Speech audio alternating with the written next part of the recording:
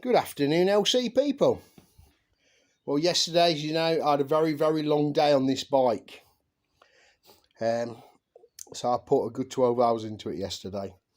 What was left to do on my last post was get it to spark, bleed up the oil pump, and that should have been that. Right, I went on a road trip this morning and bought some exhausts from a chap down south. Anyway, come back. And about 10 o'clock, it was right, okay, let's see about getting it sparking. I'm not good with the multimeter. I'm old school, really. I'll just swap parts about until the bloody things work. But, you know, we can't all be good at everything now, can we? So I got my mate next door with the multimeter. And we had power coming up from the mag. There was power going to the CDI. There was stuff coming through the reg rec. There was power coming to the battery when you kicked it.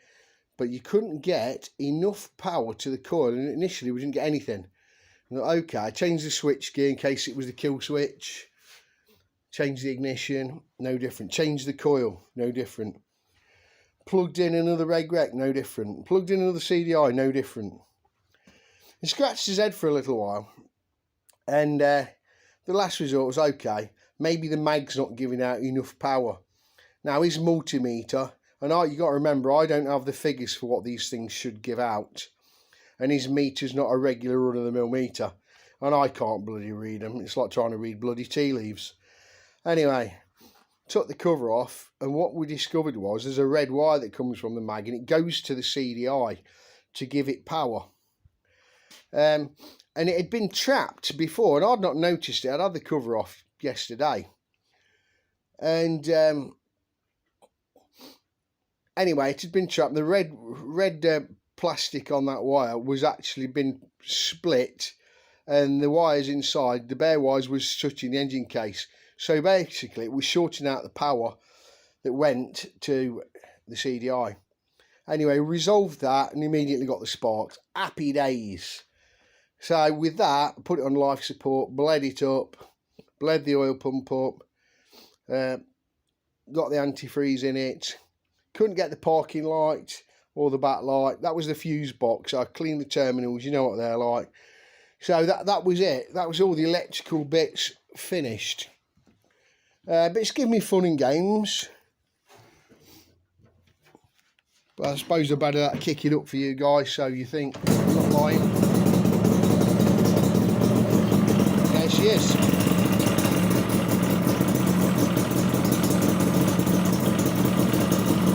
Sounds very nice.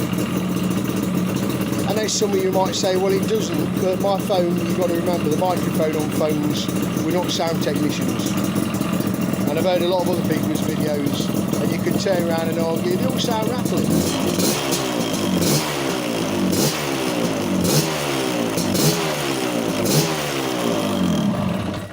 So that's this LC finished.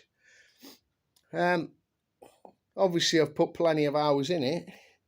It's probably sucked in about 24 hours, if I'm honest, which is basically what I told the guy. So I'm quite happy with my estimation when it came and what I said would have to be done and the parts that was missing.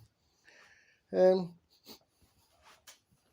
no, it's very nice. It's got to sort its German registration document and get it a UK registration on it. Basically take it for the MOT.